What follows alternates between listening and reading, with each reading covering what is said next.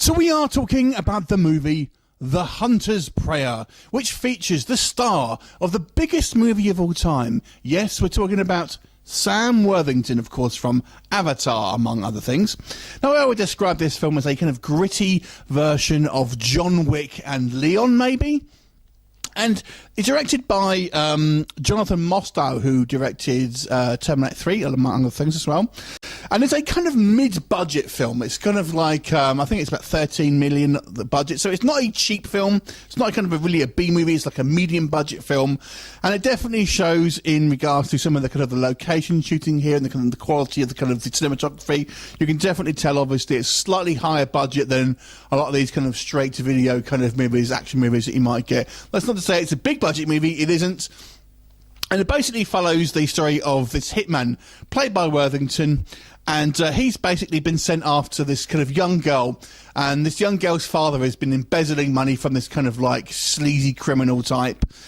He can't do it. This girl looks a lot like his daughter, and he just can't do it, basically. And this, of course, angers his employer, who sends a plethora of other hitmen after both him and now this young girl. It's a case of obviously evading a variety of different kind of assassins and protecting this girl whilst dealing with his personal demons. As Worthington's character is a recovering junkie.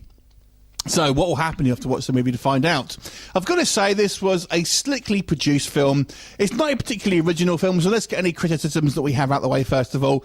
And ultimately, I mean, this is actually based on a novel, but I've got to say, I think the story is rather generic. I mean, you have seen a very similar story in regards to Leon, where he has this kind of hitman who's kind of looking after this kind of like this young girl, basically. So it does represent a kind of a familiar feel to it, but it has kind of a more of a the kind of the John Wick sort of style, sort of modernness to it, if you like. It's not like this slickly produced hyper real type film that John Wick is. It's definitely a kind of a more of a sort of like down and dirty version of it, and not quite as flashy. But nonetheless, I think the comparison to those two films are pretty fair. There are some pretty impressive gun battles here. But nothing really seems. There's no real standout action set piece that will kind of blow your socks off. They're pretty good. They're just not, you know, amazing, basically. And the thing that bothered me, other than the kind of maybe the sort of genericness of it, is that it just falls into some sort of cliches of, for example, you know, people kind of monologuing and then end up taking a bullet, basically, because they're too busy monologuing and stuff like that. You only really kind of see in brainless action films, if that makes sense. And it happens a couple of times in this film. There's literally 2 times where, you know, we've got someone who, I won't say who, but there's monologuing. I just think, why are you doing that? Just do the job. They're supposed to be professional hitmen and things like that, or people who have risen to power, and, you know, why would you kind of risk yourself? And I don't know, it bothered me a little bit. But on the plus side, I think this is, you know, it's a slickly produced film. You know, Sam Worthington, he was one of these people who were, at one point, kind of like, it looked like he was going to be a megastar, but it's kind of like taken more of a backseat in recent years. But he's pretty good here.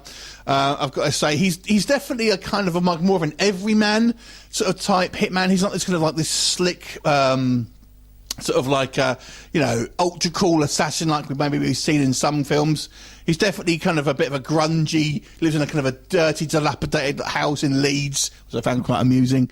And, you know, so that adds that kind of, that level of kind of just griminess, maybe, that just make this film feel like just a little bit of kind of like, a little bit dirtier, basically. So I kind of like that. And like I said, it's got good pacing, it's got good camera work. I think it was well directed, you know, and it's a satisfying action film with kind of deplorable bad guys, basically a false, you know, a hero who's got faults, and a kind of an innocent young girl, etc. So it's got all those things, but ultimately it ends up being just a little bit of generic, really.